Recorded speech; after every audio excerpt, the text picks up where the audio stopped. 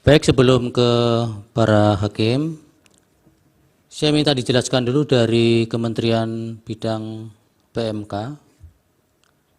dari beberapa KL yang ditunjuk sebagai penyalur dana program perlindungan sosial ini yang di bawah koordinator Bapak, bisa dijelaskan Pak, kementeriannya atau KL-nya? Terima kasih Yang Mulia. Berbagai macam tadi sudah kami sebutkan bahwa Perlinsos itu ada 3 kategori. Pertama yaitu subsidi, yang kedua bansos, dan yang ketiga jamsos. Yang menjadi domain kami itu adalah bansos dan jamsos.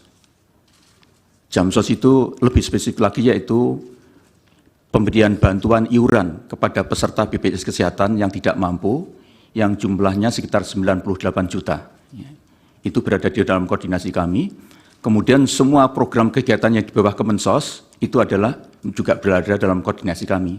Karena di dalam Perpres tentang Menko PMK, itu ada 7 kementerian yang mulia, yang berada di bawah koordinasi langsung kami, yaitu Kementerian Sosial, Kementerian Kesehatan, Kementerian Pendidikan, Kementerian Agama, Kementerian Pemuda dan Olahraga, Kementerian Desa, dan Kementerian Pemberdayaan Perempuan, ditambah beberapa badan termasuk BNPB, BKKBN, BPJS Kesehatan, BPJS Tenaga Kerja, dan BPOM. Sehingga semua program-program yang ada di dalam kementerian itu berada di dalam koordinasi saya. Di samping itu, kalau ada bidang yang harus cross-sektoral, seperti sanitasi tadi yang sudah saya singgung Yang Mulia, itu kami harus mengkoordinasi lintas sektor dengan kementerian teknis di luar koordinasi kami. Misalnya untuk sanitasi dengan PUPR, untuk misalnya masalah yang tadi sudah, terutama PUPR, jadi masalah air bersih, air minum, kemudian juga misalnya di daerah miskin seperti di Papua yang perlu ada perpanjangan runway, misalnya kami harus berkoordinasi dengan Kementerian Perhubungan, karena tupoksinya ada Kementerian Perhubungan. Demikian Yang Mulia, terima kasih. Baik, kalau dari Kementerian Bidang Perekonomian Bapak yang... Terima kasih Pak Yang Mulia. Kementerian Perekonomian karena terlibat dalam penyusunan anggaran bersama dengan Bappenas dan Kementerian Keuangan, itu yang pertama tentu dalam penyusunan anggaran. Yang kedua tentu dalam berbagai produk bantuan yang terkait dengan subsidi. Kemudian yang ketiga tentu penyaluran daripada kementerian yang melalui Kementerian BUMN. Kemudian terkait dengan pangan, koordinasi Badan Pangan, Bulog, dan juga berbagai kementerian lain. Jadi tentu berbagai perlinsos sebagian besar muaranya ada di anggaran. Demikian Pak Majelis Hakim. Baik. Ketua yang kami hormati. Kemudian kalau database penerima bantuan antara yang di bawah koordinator PMK dan perekonomian, apakah tidak dimungkinkan itu ada overlapping? Artinya satu jenis bantuan di antara sekian banyak jenis bantuan itu, kemudian juga dimungkinkan akan tercover di jenis bantuan yang berbeda di jenis yang ditangani oleh koordinator kementerian yang berbeda. Bisa dijelaskan Pak PMK dulu? Terima kasih Yang Mulia. Jadi memang sangat dimungkinkan terjadi interoperabilitas data. Karena apa? Karena bantuan-bantuan itu ada berlevel Yang Mulia. Seperti tadi saya jelaskan, misalnya masalah kemiskinan itu kan ada 3 jenjang. Miskin ekstrim, miskin, dan hampir miskin. Nah ini nanti intervensinya berbeda Yang Mulia. Untuk miskin ekstrim itu hampir semua program itu diberikan kepada mereka. Untuk menaikkan tingkat garis pendapatan pengeluaran dia itu di atas kemiskinan, syukur-syukur menjadi tidak miskin. Karena itu tadi Bu Mensos juga sudah menyebut, misalnya ada untuk di tingkat miskin ekstrim itu hampir semua paket yang ada di Kemensos itu diberikan kepada miskin ekstrim, ditambah BLT desa Yang Mulia. Kemudian ditambah lagi bansos dari pemerintah daerah dan pemerintah provinsi. Itu juga boleh diberikan kepada miskin ekstrim. Tapi untuk di tingkat miskin, itu BLT desa dan bansos pemerintah provinsi tidak dibolehkan. Tadi Bu Risma sudah menyinggung, misalnya untuk yang hampir miskin, yang 18.800 juta, yang sisa dari 18.800.000, itu hanya menerima BLT El Nino, kemudian naik lagi 22 juta, itu hanya menerima sekitar 4 juta, hanya menerima bantuan beras dari BPJPN. Ini jadi untuk mengintervensi penanganan kemiskinan itu dilakukan secara berjenjang sesuai dengan kadar kebutuhan atau tingkat kebutuhan yang dialami oleh masing-masing, dan itu kami lakukan berdasarkan by name by address. Baik, dari Pak Menko Perekonomian ada tambahan? Tambahan sedikit bahwa seluruh program yang didesain itu mengacu kepada data yang ada di Kemensos, DTKS, kalau itu menggunakan data KPM, penerima PKH ataupun sembako. Kalau itu kita sasarkan berbasis terakhir menggunakan data dari P3KE, yaitu data pensasaran percepatan penghapusan kemiskinan ekstrim yang wali datanya ada di Kementerian Menko PMK. Jadi kami mereferensi sama. Sebagai contoh, mungkin program yang terkait dengan kartu prakerja itu seperti tadi kita melakukan screening berbasis data Dukcapil dari Kementerian Pendidikan, Dapodik, kemudian DTKS dan yang lain. Jadi itu interoperability dan kesamaan data di pemerintah itu disinkronkan semua. Demikian yang mulia. Baik. Kalau demikian pada saat penyaluran Bapak-bapak, khususnya di Januari dan Februari 2024 itu, apakah dimungkinkan dua bantuan atau lebih dari satu jenis bantuan itu kemudian disalurkan secara bersamaan, fokusnya di Januari dan Februari ya, 2024 kemarin, apakah itu ada dan kemudian apakah dua kementerian ini kemudian ada koordinasi ataukah masing-masing kemudian berjalan sendiri-sendiri? Pak Muhadjir dulu mungkin. Terima kasih Yang Mulia. Tadi sudah saya sampaikan, bantuan secara simultan itu bukan hanya pada Januari saja, sejak dulu begitu. Iya, Ya. Ini di Januari dan Februari Pak. Iya, sama Yang Mulia. Jadi misalnya terutama dari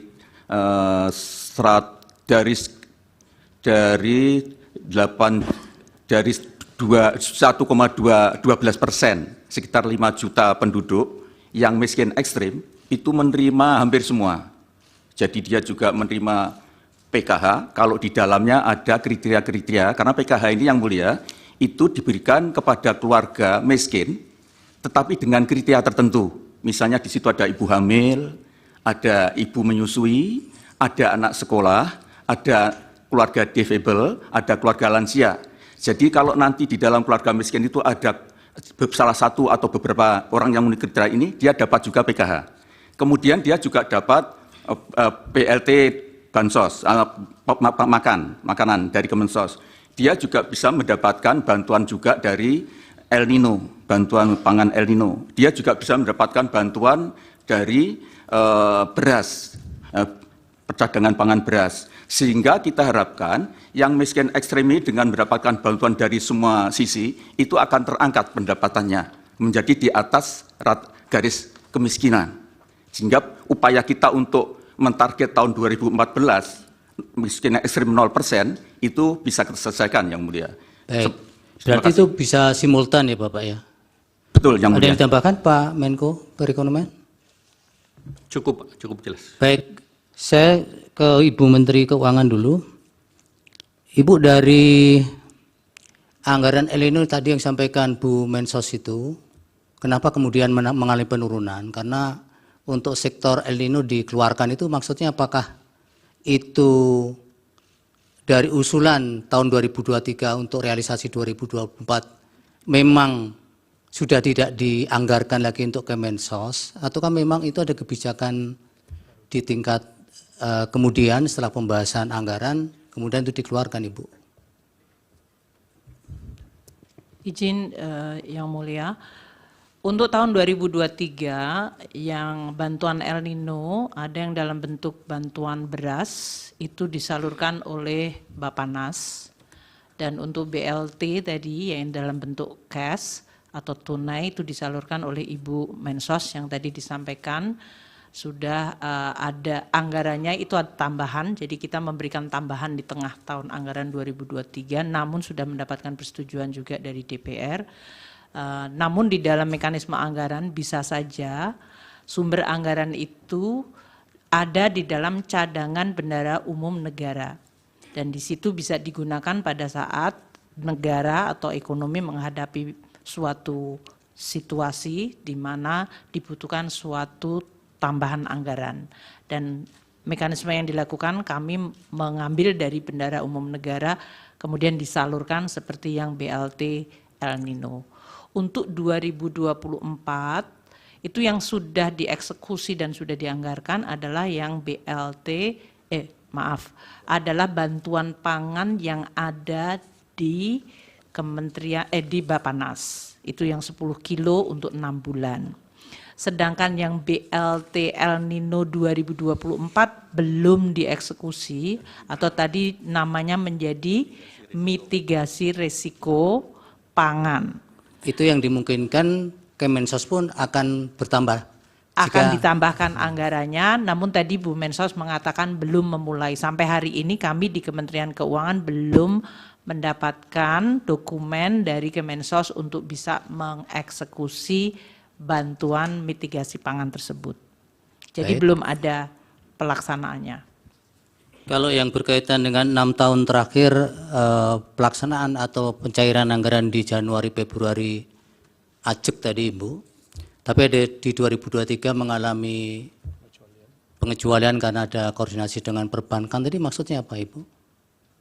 Jadi begini Bapak, jadi mohon maaf setelah kita dalami, kan kenapa penyerapan itu kecil.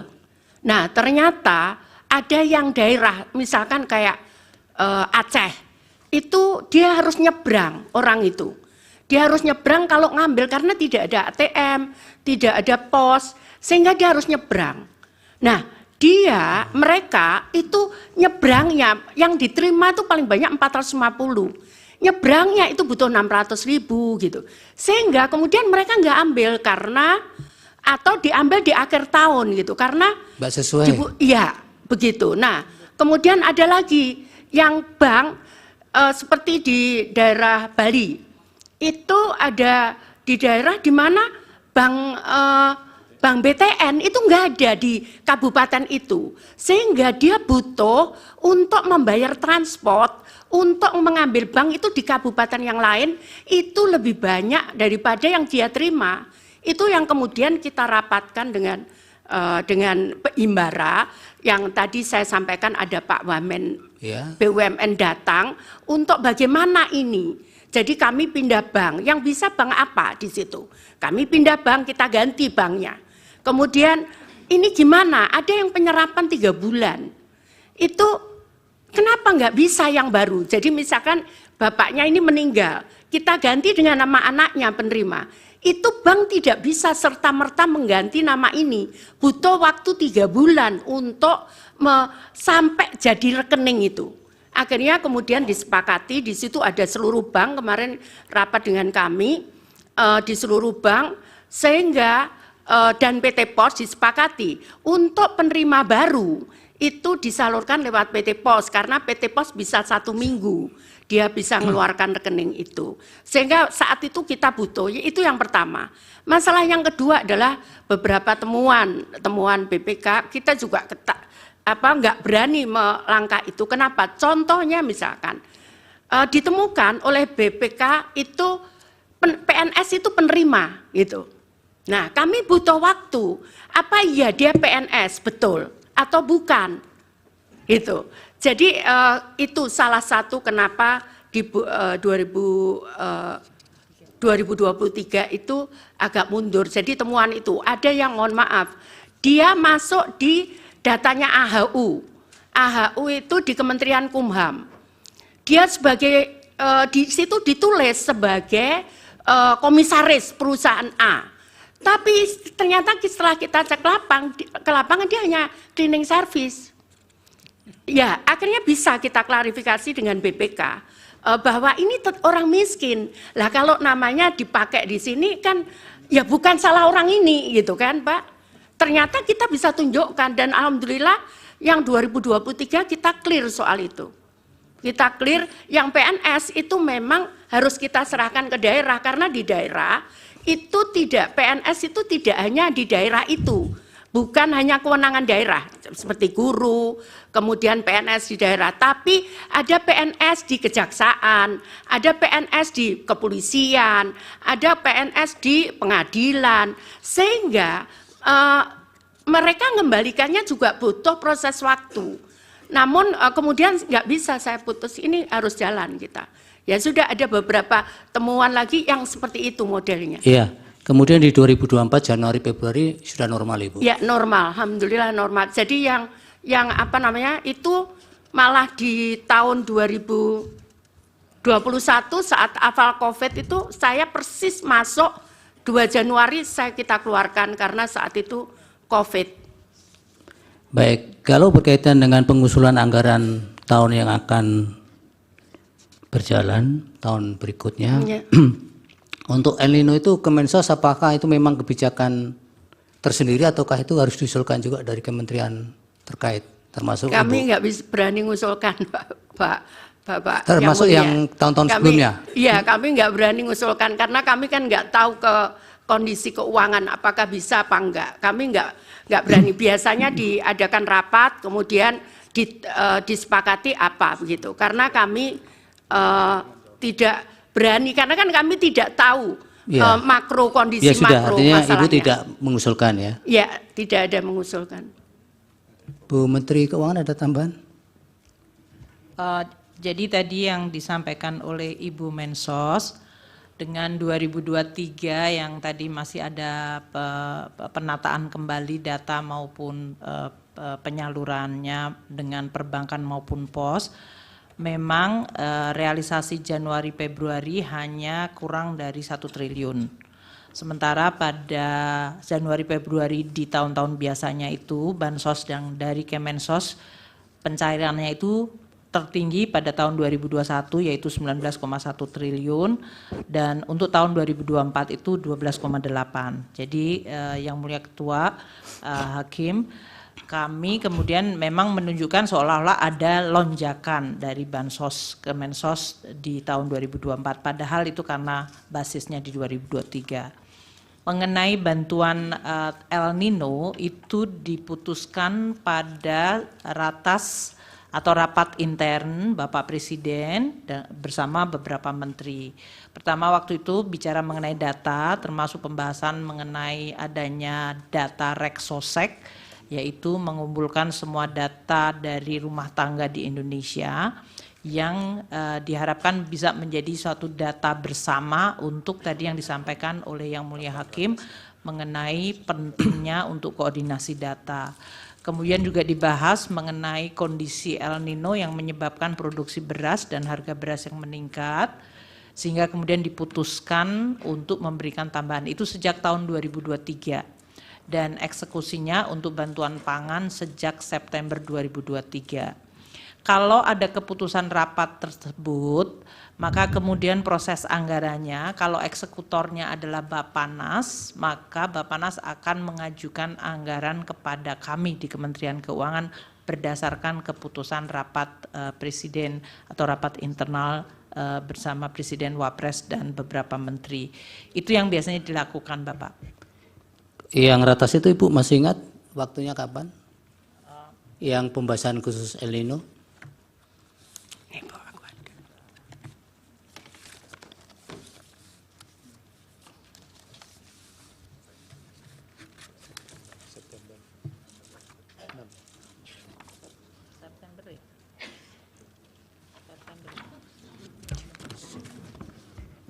Apa yang 6 November ini Ibu? Yang 6 November ya, betul. Betul ya. 6 November. Betul. Nah, apakah ketika pembahasan soal El Nino itu khusus itu Ibu, memang masih ada penegasan bahwa mitigasi soal El Nino ini masih sudah selesai atau kan masih memang diproyeksikan sampai kapan di ratas itu, Ibu? Jadi waktu kita, ini beberapa kali rapat ya, kami Iya. biasanya mengevaluasi. Jadi waktu pembahasan biasanya kemudian diputuskan untuk memberikan bantuan. Bahkan di tahun 2023 waktu itu pun dibuat 3 bulan dulu, September, Oktober, November. Kemudian kita melihat bahwa El Nino masih berjalan, maka kemudian pada bulan November itu ditambahkan untuk sampai dengan Desember, dan karena dari BMKG dan kemudian dari BRIN menyampaikan bahwa El Nino akan maju meluncur terus di 2024, maka untuk bantuan pangan untuk El Nino itu diberikan sampai dengan 2024, 6 bulan. Untuk mengcover kemungkinan terjadinya disrupsi dari sisi panen dan ketidakpastian. Itu yang dilakukan pada saat keputusan mengenai bantuan pangan El Nino. Untuk bantuan cash, memang waktu itu karena dari Ibu Menteri Sosial masih mengeksekusi dengan PKH dan tradisional program regulernya, memang kemudian dilihat apakah diperlukan tambahan bantuan tunai tersebut. Kami juga menyampaikan selalu kepada Bapak Presiden dan para menteri seperti biasa, Bapak, anggaran itu kan bukannya tidak terbatas. Jadi kami biasanya selalu cenderung sangat hati-hati untuk kita melihat dan memang apakah betul-betul diperlukan. Demikian. Jadi memang mulai 6 November 2023 untuk El Nino masih diproyeksikan hingga 6 bulan di 2024 ya, Ibu? Betul.